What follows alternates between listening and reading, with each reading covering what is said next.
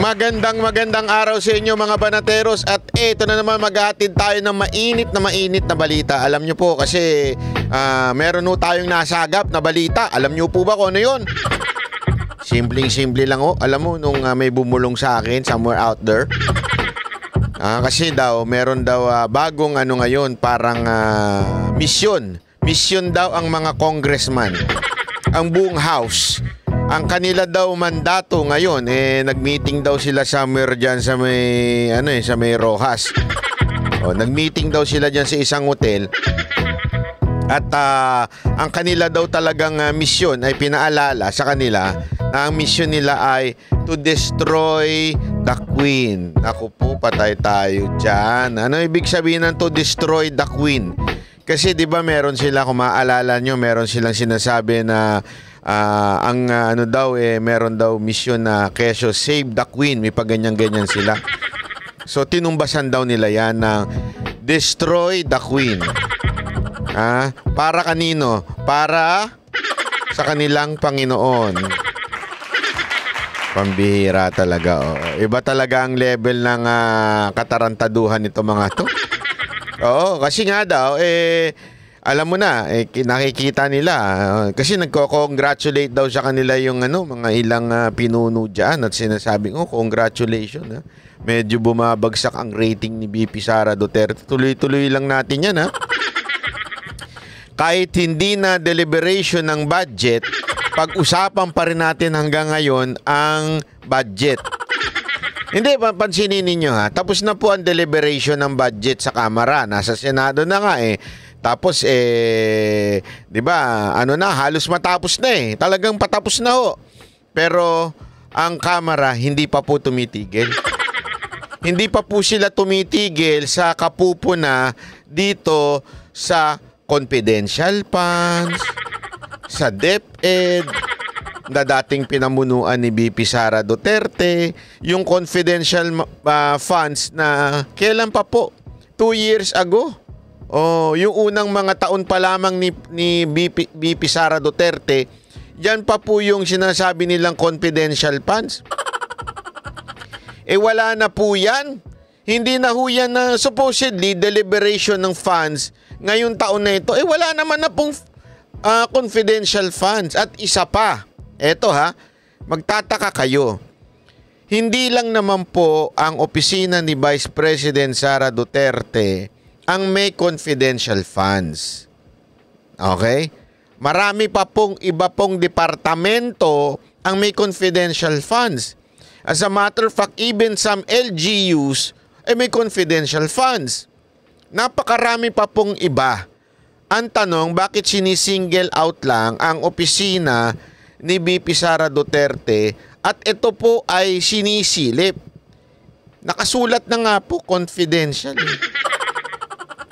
Ibig sabihin po, yan po ay sikreto. And yet, kung talagang sila po ay sincere na malaman kung ano nangyari sa confidential funds, di sana ginawa yan sa executive session. Diba? Kasi ang importante lang naman, malaman nila. Bakit nila ginagawa yan sa pampublikong hearing? Ibig sabihin po, ang kanilang gustong mangyari ay lumabas sa publiko. Bakit kanyo? Dahil ang kanilang nga pong misyon destroy the Queen. Ang baho talaga. Ganyan po talaga katarantado itong mga ilan nating mga congressman. Kaya nga ngayon, ibubuking pa po natin. Ayaw pa po, hindi pa po sila makapag-move on dyan sa issue ng confidential funds. Mantakin mo, simula pa lang ng pamumuno ni Marcos, yan na ang pinag-uusapan nila, yung confidential funds. Sana nga, kung lahat, alam niyo yun, lahat po sana ng departamento ng gobyerno, yan ang pinag-uusapan. 'Di ba? Bakit yung opisina lamang ni Vice President Sara Duterte? Bakit hindi yung iba pang mga opisina na may confidential funds? Kasi nga po, ang makakalaban ng kanilang amo ay walang iba kundi si VP Sara Duterte. Ang budget ng Pilipinas ay Ano? hawak lang ng dalawang tao. Aba? Hawak lang siya ni Congressman Zaldico at ni Congressman Martin Romualdez. Ay! Kaya naman pala. Kaya naman pala. Oh, ang ibig lamang pong sabihin nun mga kababayan, alam na po natin yun. Alam naman po natin na ang namumuno niyaan ng Kamara, ang Panginoon nitong Quadcom ay walang iba kung hindi po etong si namumuno ng budget na si Romualdez. 'Di ba? Kaya nga alam mo, matindi talaga ito. Kita niyo ito, may bago na naman silang pautot. Meron silang alok na 1 milyon. Naku. 1 milyon para sa Destroy the Queen. Ito ha, panoorin natin. Totoong tao nga ba si Mary Grace Piatos? Yan ang gustong malaman ng mga kongresista kaugnay sa misteryosong pangalan niyan na konektado umano sa ginastang confidential funds ni Vice President Sara Duterte. Nako. Nasa frontline. Mantakin mo ha. Wala nang pinag-uusapang deliberation ng budget. Tapos na. At the same time, kung meron mang pag-usapan, hindi naman kasali yan. Wala namang confidential funds. Ibig sabihin, ito po ay noong mga unang taon pa po ni VP Sara Duterte. Pero hanggang ngayon, yan pa rin ang pinag-uusapan. Tanong, is this in aid of legislation? Hindi din. Wala pong in aid of legislation dyan. Wala pong in aid of legislation dyan. Talagang wala lang, trip lang namin. Bakit ba? Walang pakialaman, ganun. Kasi nga, meron kaming mission, destroy the Queen. Tuloy natin, Balitang yan si Marian Enriquez. Walang balak tantanan ng mga kongresista ang paghahanap sa isa sa mga umunoy nakatanggap ng confidential funds ng opisina ni Vice President Sara Duterte na si Mary Grace Piatos. Bukod sa 1 milyong pisong pabuya sa makapagtuturo sa kanya, makikipag-ugnayan na rin daw ang House Committee on Good Government sa Philippine Statistics Authority o PSA. Ito ay para i-verify kung meron talagang nakarehistro sa kanila na Mary Grace Piatos ang pangalan. Tinitingnan pa namin yung ibang mga pangalan. Baka mamaya meron pang mga binabanggit ninyo. So at least isang pasadahan na lang. Daan-daang resibo na ginamit pang liquidate ng OVP sa confidential funds noong 2022 at 2023. Alam mo, bagay talaga ang tawag ni Yorme dito. Na Chihuahua.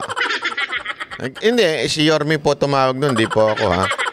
Kasi para ho siyang attack dog na lumalabas ngayon ni Tambi, di ba?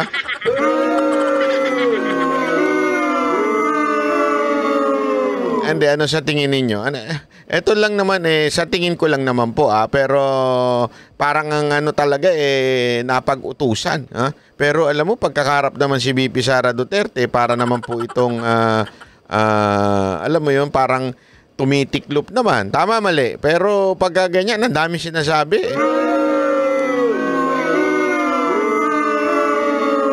Kasi nga po, mga kababayan, alam mo na, in aid of, ano po ba yan? In aid of, alam na natin yun. Re-election. Walang iba. Di ba? Re-election lang naman po yung mga ganyan na birada nito ni Chuwa Ang kinikwestiyon ng Kamara, hinala nila, inimbento lang ang pangalang Mary Grace Piatos at iba pang nakapirma sa resibo. Kaya kukonsulta na rin daw ang Kamara sa handwriting expert para ipasuri ang mga dokumento. Yung stroke kung paano pinirmahan ito, isa lang. Tapos pati po yung ballpen na ginamit, isang tinta. Kinukonsider na rin po namin yung mga penmanship para ma-submit sa mga... Kung sakasakaling iisa, kasi una-una, ang bintang nung iba, hindi daw totoong tao to. Imbento nga daw yung pangalang,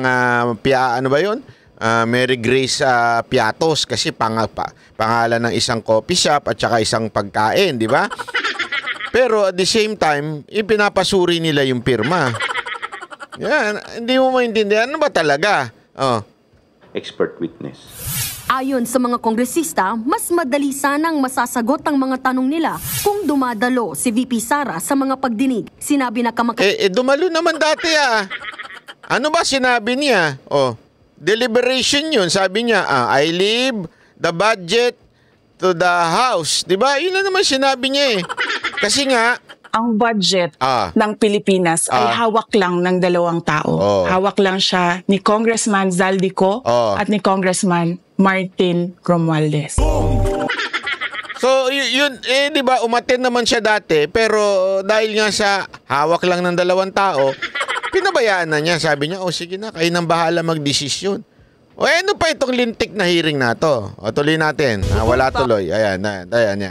Kini-question ng Kamara. Hinala nila, inimbento lang ang pangalang Mary Grace Piatos at iba pang nakapirma sa resibo. Kaya kokonsulta na rin daw ang Kamara sa handwriting expert para ipasuri ang mga dokumento. Yung stroke kung paano pinirmahan ito, isa lang. Tapos pati po yung ballpen na ginamit, isang tinta. Ako, meron lang akong tanong Meron lamang po akong tanong sa inyong mga taga Maynila. Di ba representante nyo ho ito? Tama, mali. Representante nyo ho ito si Chua eh. Bakit ba ang kanyang pinagkakaabalahan ay ang Vice President? Don't tell me wala po tayong problema dyan sa Maynila. Napakaraming po nating problema dyan. Yan na nga ho ang sabi nga nila, pinakadelikadong lugar. Di ba? Yan ho ang city na pinakadelikado daw ngayon, Maynila. Ano ba? Bakit? Trabaho ba ng isang congressman, Banat Bay, ang gawing safety ang isang lugar? Hindi ho, pero at least, kaya nga ho kayo may representante. That is their description. You are representing the district na alam naman natin ngayon medyo bumagsak ko ang Maynila. Di sana ang mga ginagawa mong kinabibisihan mo ay yung gumawa ka ng batas para sa makakatulong sa Maynila, gumawa ka ng mga proyekto na matutulungan ng iyong distrito, gumawa ka ng bagay na makakatulong doon sa nire-representa mo. Ano ginagawa mo? Hindi ano ginagawa mo, Chua? Ang ginagawa mo, walang iba ko hindi banatan lang ng banatan ang Vice Presidente na national yan, national concern yan. Ibig sabihin, malayo yan sa'yo, hindi ka pa senador, nakikialam ka na dyan eh. Diba? Distrito mo, asikasuhin mo yung Maynila na nabubulok, yun ang asikasuhin mo. Anak ka ng wewe naman, Yung Maynila, ang dami-daming problema nung iniwan sa inyo ni Yorme, pinabayaan ninyo. Nawala na yung mga proyektong dapat sana tuloy-tuloy. Pinabayaan mo, pati hindi lang ikaw, buong team ninyo nila Lacuna. Magkakasama kayo dyan na napabayaan niyang Maynila. Tapos ikaw, bisi-bisihan ka ngayon na inuusig ang Vice Presidente. Bakit? Bakit? In totoo. Ako alam ko totoo. Pero di ko sasabihin. Meron akong alam. Tanong mo kay Yorme. Pero bakit mo inuusig? Kasi nga, malapit na eleksyon. Pag kailangan ng, alam naman natin, pag eleksyon, ano kailangan? Kailangan ng mangampanya. At kailangan sa pangangampanya ay, alam na natin to.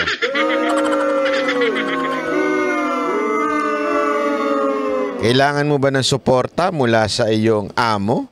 Bakit ba? Bakit ba kailangan ng suporta mo mula sa iyong amo? Kasi nga, ano sabi ni BP Sara Duterte? Ang budget ng Pilipinas ay hawak lang ng dalawang tao. Sino? Hawak lang siya ni Congressman Zaldico at ni Congressman Martin Romualdez. Yan! Ako nagtatanong lang ako Congressman Chua. Yan ba ang dahilan kung bakit ikaw ay sumisipsip ng todo-todo kay Romualdez? Yan ba ang dahilan kung bakit tuloy-tuloy ang paninira at pambanat mo sa Vice Presidente? Yan ba ang dahilan kung bakit napapabayaan mo na ang distrito mo at ang Maynila? Yan po ba ang dahilan?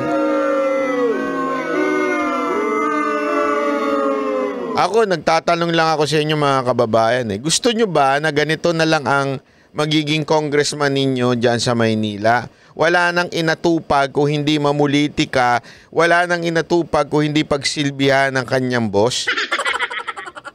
Hindi maganda yan, sir. Hindi maganda yan. O, tuloy natin, ha? Tuloy natin. Consider na rin po namin yung mga penmanship para ma-submit sa mga expert witness.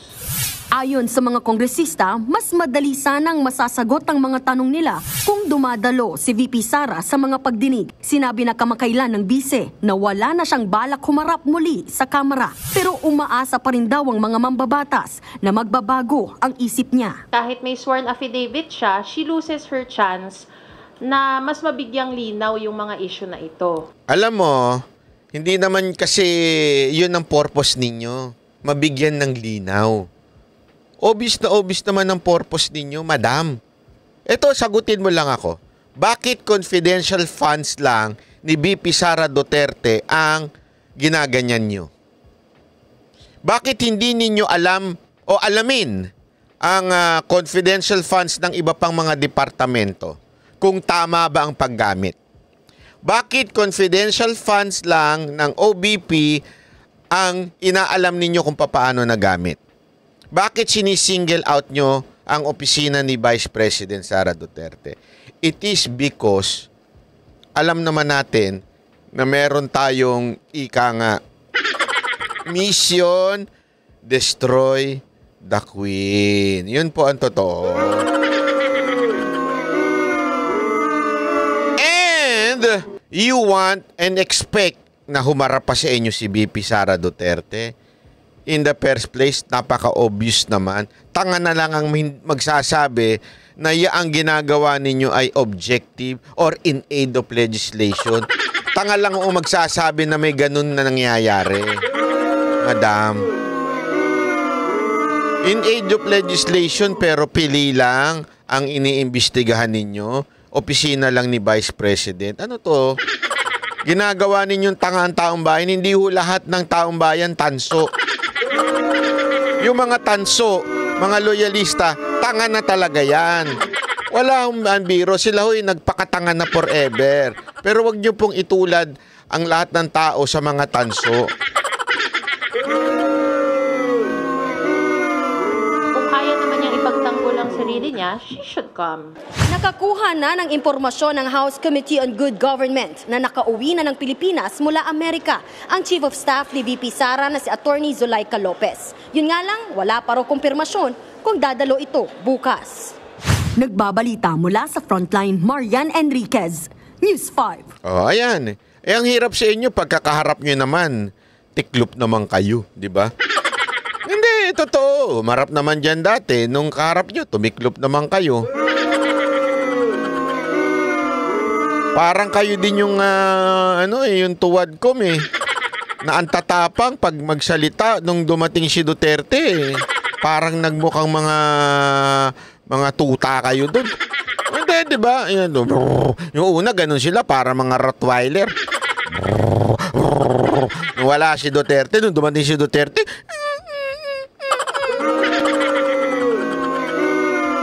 di ba? Hey, nako. Ito pa. Papakita ko pa sa inyo ito, ha.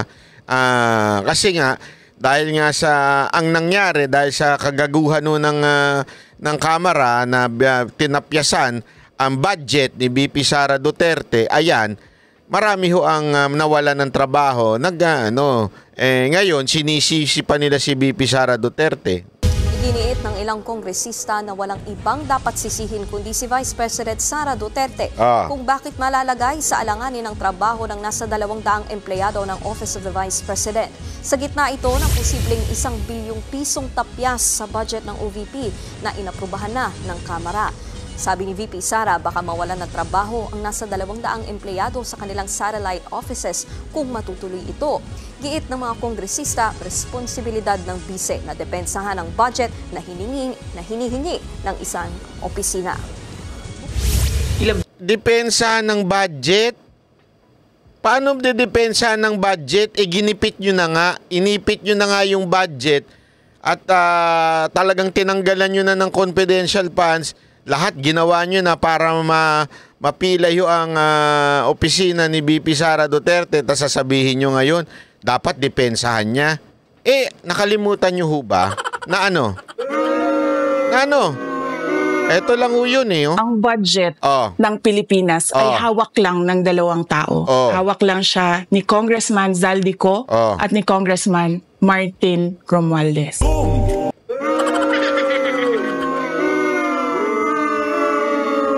Diba? Ano? Sasabihin nyo ngayon, kasalanan ni VP Sara Duterte. Kayo ang nagdi-decide, tas kasalanan ni VP Sara Duterte. Huwag na tayo maglokohan nung unang panahon. Basta Office of the Vice President, even if opposition, binibigyan ng kortesiya yan. Yan nga yung dinidiin ni Marcoleta eh. Lahat to, even noon. Even the time wherein pinakamadaldal, pinakasira ang ulo. Ay, nasira ulo na. Sorry. Na pinaka buang. Sorry. Pinaka-critic na Office of the Vice President noong panahon ni Pangulong Duterte. Di ba? Meron bang inutos ang Speaker of the House noon? O meron bang inutos ang Senate President noon? Meron bang inutos si Pangulong Duterte noon? Gipitin niyo yan ha. Bagsak niyo yung budget niyan. Ibaba niyo yung budget niyan kasi tinatarantado ako lagi. Kinikriticize ako lagi. Si VP Sara Duterte, hindi nga siya nagsasalita labang kay Marcos. Pero ano ginawa ninyo? Ibinagsak nyo yung budget. Yung tinatawag na tradisyon na binibigyan ng kertesiya ang Office of the Vice President at pinapasa kaagad ang budget. Ano ginawa nyo ngayon? Hindi lang sa binubusisi ninyo ng todo-todo, pinag-iinitan nyo pa. At talaga nga namang hindi pa kayo makapag-move on sa tapos ng budget. Tapos na po yan yung confidential funds na yan. Matagal na po yan Noong nakaraan taon na pa yan Hindi na yan ang pinag-uusapan ngayon dahil ngayon wala namang budget na confidential funds bakit yan pa rin ang bukang bibig ninyo? Alam mo kung bakit? Alam natin. Alam nyo kung bakit mga kababayan. Ang budget ng Pilipinas ay hawak lang ng 2 tao. Hawak lang siya ni Congressman Zaldico at ni Congressman Martin Romualdez.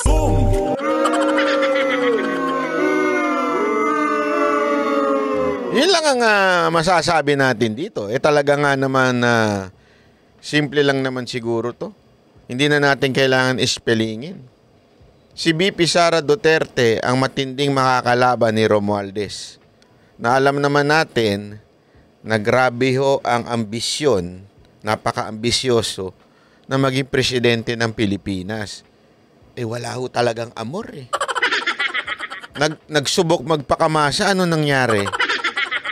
Hindi, di ba? Totoo, aminin na po natin Ang dami na ho niyang, kinuhang mga vlogger dyan.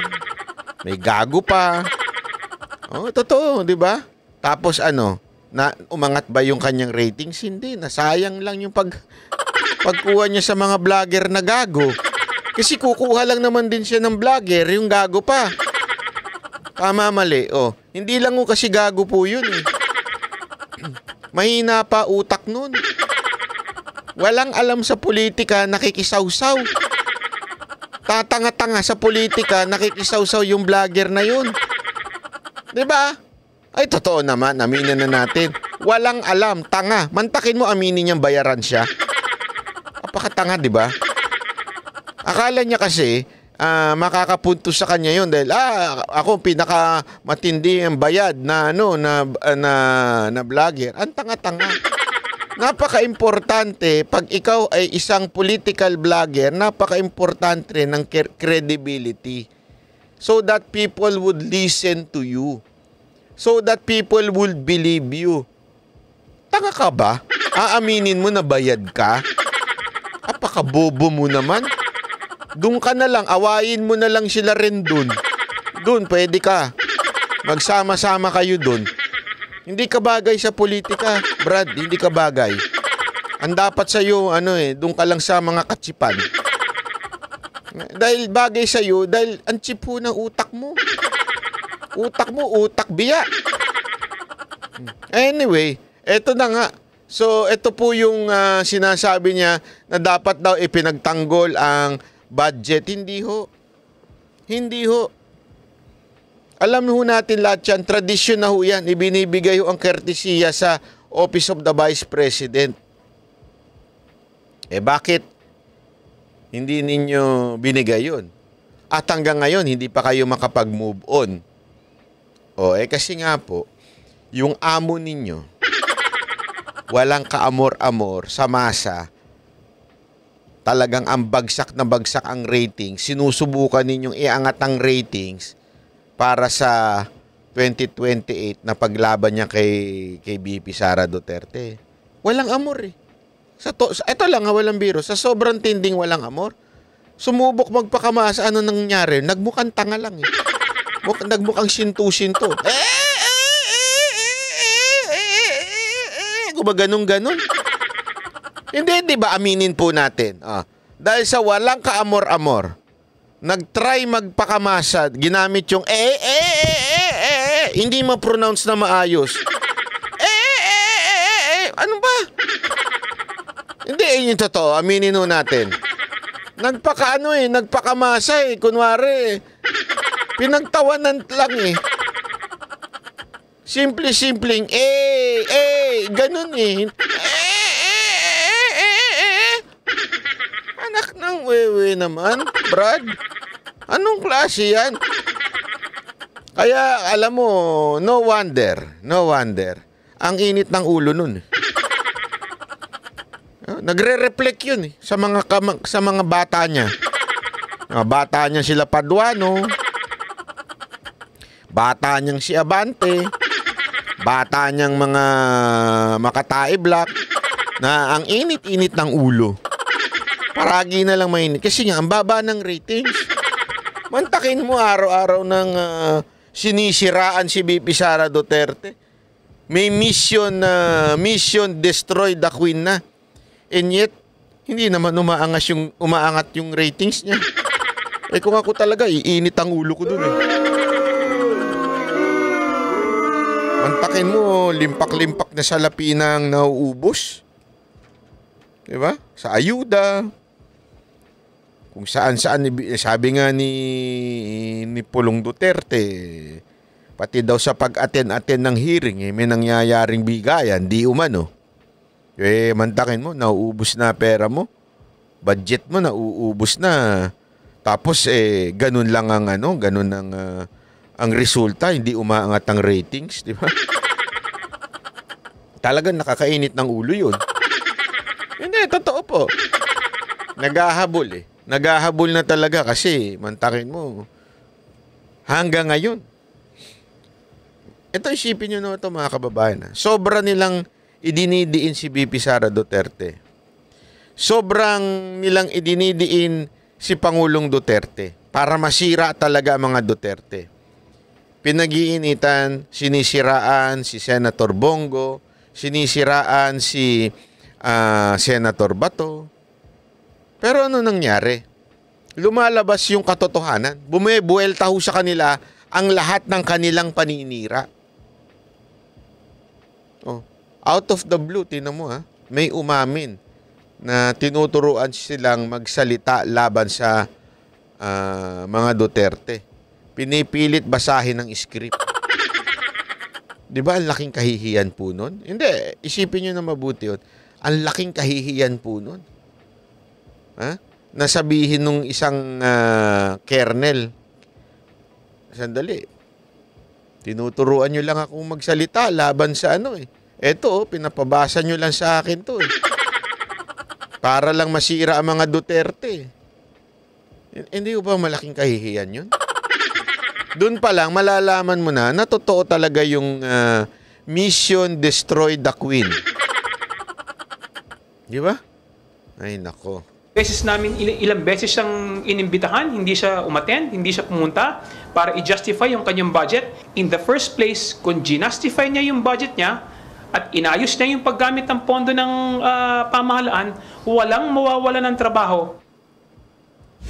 Bukas magpapatuloy ang pagdinig ng Kamara tungkol sa umano'y maanumalyang paggamit ng confidential funds ng OVP. Kita mo? Anong petsa na? Bumagyo na at lahat. Bumaha na at lahat. Ang daming problema ng bayan natin. Kaliwat kanan ng krimen, kaliwat kanan ng gutom na inaabot ng mga Pilipino. Kayo, hindi makapag-move on sa confidential funds na yan. Nasana nga yan maapektuhan pa ang darating na budget itong taon na to. Wala na po yan. Mantakin mo. Ang tagal na po yan. Wala nang kinaugnayan yan sa future. Wala na ho. Wala nang kinaugnayan yan. And yet, yan pa rin ang pinag-uusapan ninyo. Anong tawag nyo dyan? Yan ba yung narinig kong balita na destroy the Queen? Nako. Ang baduy nyo, ha? Ang baduy nyo. At ng Department of Education. Kasama raw sa pag-uusapan ang pagkakakilanlan ng isang Mary Grace Piatos na isa raw sa mga nakatatanggap ng confidential funds ng OVP noong 2022. Nag-ambaga na rin ang mga mambabatas para sa 1 milyong pabuya para matunton si Mary Grace Piatos. Kaya nyo pala mag-ambagan ng 1 milyon? Bakit di na lang kayo nag-ambag ng 1 milyon para tumulong sa mga kababayan nating nasa lanta? Mantakin mo, kaya nilang maglabas ng pera ganun-ganun lang, ha? Na 1 milyon, ha? Kesyo may ambagan-ambagan pa sila nagaganap. Bakit di na lang nila gawin nyo, mag-ambag sila ng tigi 1 milyon para tulungan yung mga kababayan nating nasa lanta ng bagyo? Ang dami yung namatay, ha? May narinig ako dyan kanina. Nagpunta lahat, kasi daw nagkaroon daw ng evacuation, nagpunta sa isang church or worship site, nagkaroon ng landslide, namatay daw yung mga nagpunta doon. Bakit di nyo na lang itulong yan? Kesa sa umaasa kayo sa national government, bakit di nyo na lang gamitin yan? Bakit ang pinagbibisihan ninyo itong siraan lamang si Vice President Sara Duterte? Alam ko na kung bakit. Kasi meron kayong misyon. Mission to destroy the Queen. Yun ang katotohanan dyan, eh. Halatang-halata naman kayo masyado. Masyado yung pinapahalata na kayo ay napag-uutusan. Di umano, allegedly, ha? Kaya nga, alam nyo, darating panahon, sisingilin kayo ng taong bayan. Ako, sigurado ako dyan. May karma yan, eh. Ika nga, Hindi man ako naniniwala sa salitang karma, pero may balik yan, ika nga. Sisingilin kayo ng taong bayan sa ginagawa ninyong kagaguhan. Sisingilin kayo ng taong bayan sa ginagawa ninyong kalapastangan. Ha? Dahil nga po, akala ninyo, okay lang, everything is okay. Hindi ho ganun ang usapin ho dito. Sana ho, matauhan na po kayo. Sana ho, matauhan na kayo na ginagamit nyo na yung resources. Kasi bawat hearing, gastos yan. Ginagamit nyo na yung resources na sana ay ginagamit lang para matulungan po ang ating mga kababayan. Instead na ganun ang ginagawa ninyo, wala. Hindi kayo makapag-move on dito kay VP Sara Duterte at talagang pilit ninyo sinisira. Alam mo, darating yan. Darating yung mga panahon na magtatanim na sila ng kung ano-ano. Baka nga mamaya yung Mary Grace Piatos na yan, Baka mga manggaling pa nga sa kanila yan, Kung sino man yan na umamin na, ako si Mary Grace Piatos, ako nakatanggap ng, expect ko na yan. Ini-expect ko na yan. Na merong lalabas kayo mga kababayan sa tingin ninyo. May mangyayaring ganyan. May lalabas. Tapos sasabihin niya, ako si Mary Grace Piatos. Ako nakatanggap ng confidential fund. Million. Yun yang mga ilang opisyal dyan na kesyo umamin daw na nabigyan sila ng pera ni VP Sara Duterte. Halatang halata. Halatang halata. Halatang halata na ay mga sumusunod laang sa script. Halata po. Tapos eto na naman kayo, may bago na naman kayong pautot. Kesyo nag-alok pa kayo ng 1 milyon. Baduy nyo. Hindi, ang baduy nyo talaga. Kaya sana mga kababayan, maging matalino po tayo sa susunod na eleksyon. Lalong-lalo na sa mga congressman. Etong mga congressman na ito, na sana ang kanilang job description ay representante ng inyong lugar at sana ang kanyang tinatrabaho ay gumawa ng batas o magpahiring doon sa mga makakaapekto sana sa inyong mga lugar. Matutulungan sana kayo. 'Di ba? Kaya nyo nga binoto yan eh. Kaya nyo nga binoto yung ilang mga party list na yan. Kasi may mga advokasya yan na para sana, katulad ng lintik na One Rider party list na yan. Ang advokasya niyan, rider, ang pinakikialaman si Duterte. Napaka lang, di ba? Madaling salita, ginamit lang si Busita. Ngayon, nagkabuisit-buisit na. Kasi nga, boto kayo ng boto na hindi nyo sinasaliksik kung anong klaseng tao yung binoboto ninyo. Basta nagbigay ng ayuda sa inyo, tuwan-tuwa kayo. Hindi, real talk tayo dito mga kababayan. Kasalanan din natin kung bakit may ganitong mga tarantadong congressman sa Kamara eh. Kung bakit may mga ganyang hindi nagtatrabaho para sa lugar nyo eh. Kasi makatanggap kayo ng 5,000, binoto nyo na. Nakatanggap kayo mga 1,000. Pasimuno pa minsan yung mga ilang barangay captain. Kasi alam naman po natin wag na ho tayo magmaang-maangan. Tayong mga barangay-barangay. Pag kayo ang inabutan ng mga congressman na, inalagaan na ng congressman, iboboto nyo na eh. Di ba? Uutos nyo ngayon doon sa mga tao, iboto nyo si Kong kasi alaga tayo niyan. Kayo namang mga kababayan ko, wag kayo magpaloko. Oo lang kayo ng oo sa barangay captain nyo. Sige, boboto namin yan. Pero pagdating sa hindi naman nila makikita yung sulat nyo eh. Huwag nyo iboto. Bakit? Sa tingin mo ba yung binigay sa'yo, pareho lang nung binigay sa barangay captain mo? Hindi. Sigurado ako, times 5 pa binigay dyan. Baka 10 times. Baka ang binigay dyan, 100,000. Ang binigay sa'yo, 1,000. Di ba? 100,000 ibinigay din sa barangay captain, tapos binigay sa'yo 500. Tanggapin nyo. Bakit? Pera nyo yan eh. Pera ng taong bayan yan. Galing sa tax natin yan. Tanggapin nyo. Kayo nyo yan eh. Pero pagdating sa botohan, kahit kayo mga barangay captain, oo lang kayo ng oo. Kong. Lakas ka sa amin. Akong bahala sa'yo. Ganun ka lang. Pero pagdating na sa botohan, utusan mo yung mga tao mo na wag na iboto yan. Bakit? Tandaan mo, yung binigay sa'yo, wala pang 10% yan sa nanakaw ng congressman. Tandaan, isaksak mo sa kukote mo yan. Itong mga congressman na ito na namimigay sa inyo ng ang lalaki-laki ng pera, ipupusta ko sa inyo, wala yan sa kalingkingan ng naibulsa nila. Bakit ka magbibigay ng ganyang kalaki? Ilang kayo? Hindi, aminin na natin. Ilang kayong barangay captain dyan? Ilang kayong barangay captain, mga kagawad, mga tao dyan sa inyong mga distrito? Sa tingin nyo, kayo lang binibigyan? Hindi, di ba? Marami kayo. Magkano lahat yun? Sa tingin ninyo, yung dami na yun, sabi mo na umabot ng 1 milyon na binigay sa inyo. Sa tingin mo, ang nakuha ng congressman na yun, 1 milyon lang. Huwag kayo magpakatanga. Baka 100 milyon na nakuha niyang congressman ninyo. Tapos, kayo, tatanggap ng 1 milyon, tuwan-tuwa na kayo. Tapos ibibigay nyo, paghahati-hatian nyo sa lahat ng distrito, ganyan-ganyan. Tapos, biglang makakarating lang sa tao, 1,000. Pamantalang yung congressman ninyo, tuwan-tuwa sa 100 milyon. O tapos mabigyan lang kayo ng kapiraso, boboto nyo uli.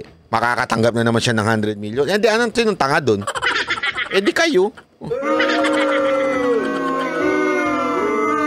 Ginawa kayong negosyo nung congressman ninyo.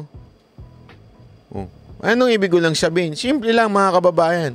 Hindi magbibigay yan kung hindi yan nakatanggap. Tandaan, isaksak nyo sa mga kukote nyo yan. Hindi yan magbibigay ng ganyang kalaki kung hindi malaki ang natanggap niyan. Malaki natanggap niyan. Kaya nga, alam mo, kaya sa politika, mga kababayan, usong-uso baliktaran. Kung nasaan ang pera, nandun sila. Kaya walang prinsipyo yung mga animal na yan eh. Ang prinsipyo niyan, pera. Kung asan yung pera, kung sino yung nakaupong leader, sisip-sipan nila. Wala nang prinsipyo dyan. Sisip-sip lang sila na sisip-sip.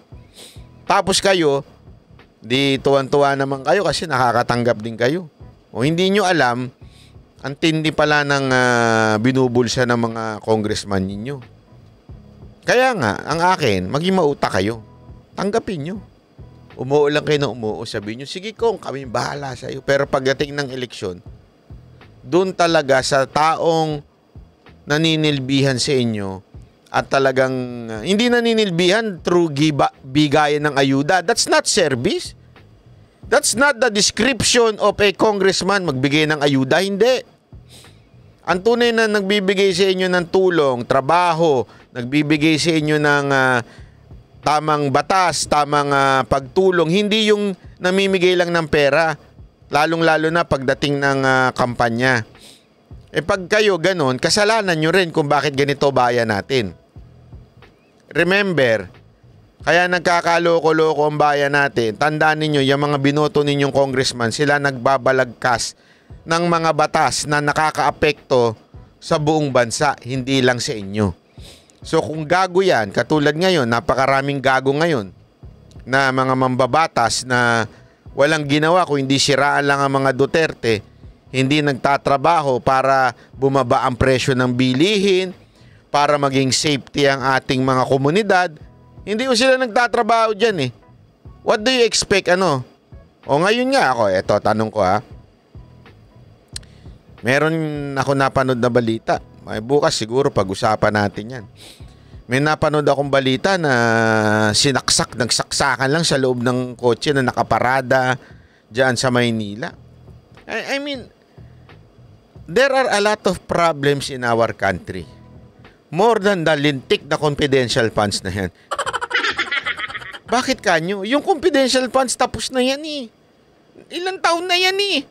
Tapos alam naman po natin na pinag-iinitan lang si VP Sara Duterte. Bakit? Ang daming mayroong confidential funds, hindi pinag-uusapan. Yung kay VP Sara Duterte lang pinag-uusapan. Doon pa lang obvious na eh. Di ba ho? So ano ibig ko lang sabihin? Ibig lamang pong sabihin, yung mga congressman ninyo walang inatupag kung hindi mamulitika. Dapat sana tinutulungan yung lugar nyo. Kaya nga, ang daming pumangit na lugar ngayon. Bakit? Yung mga congressman ninyo, kesa na nagtatrabaho para ibaba ang bilihin, presyo ng bilihin, ano ginagawa? Namumulitika. Wala nang ginagawa. Mantakin mo, bumabagyo, bumabaha. Ano ginagawa? Ayun, binabanata ng mga Duterte. Sa kayo nakakita ng ganyang klaseng congressman? Sa kayo nakakita ng ganyang klaseng House of Representative? Binabagyo na, binabaha na, nag-aaway pa nila mga Duterte. Naghihiring pa sila. Napakagago, di ba? Boto nyo uli. Maganda yan. Boto nyo uli. Para lalong bumagsak yung lugar ninyo. Tandaan niyo yan. Habang namumuliti ka mga congressman ninyo, napapabayaan ng lugar ninyo. Isaksak nyo sa kokote nyo yan. Kasi wala nang ginawa yan kung hindi mag-meeting, kung paano sisiraan ng mga Duterte,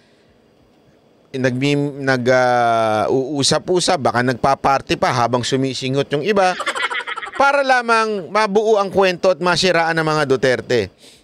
Paano na lugar ninyo? Wala na. Kaya nga, nagkakabulok-bulok ang lugar ninyo. Kung bakit nagiging pinakamalalang lugar ninyo. Busy kasi mga congressman ninyo. Pupulitika. the more na namumulitika sila, the more na napapabayaan ang tunay na problema ng ating bayan. Okay? So kita-kita uli tayo. Maraming salamat po. Ako po si Banat Bay. Yan ang Banateros, boses ng ordinaryo Pilipino. Banateros ay walang makakaawan.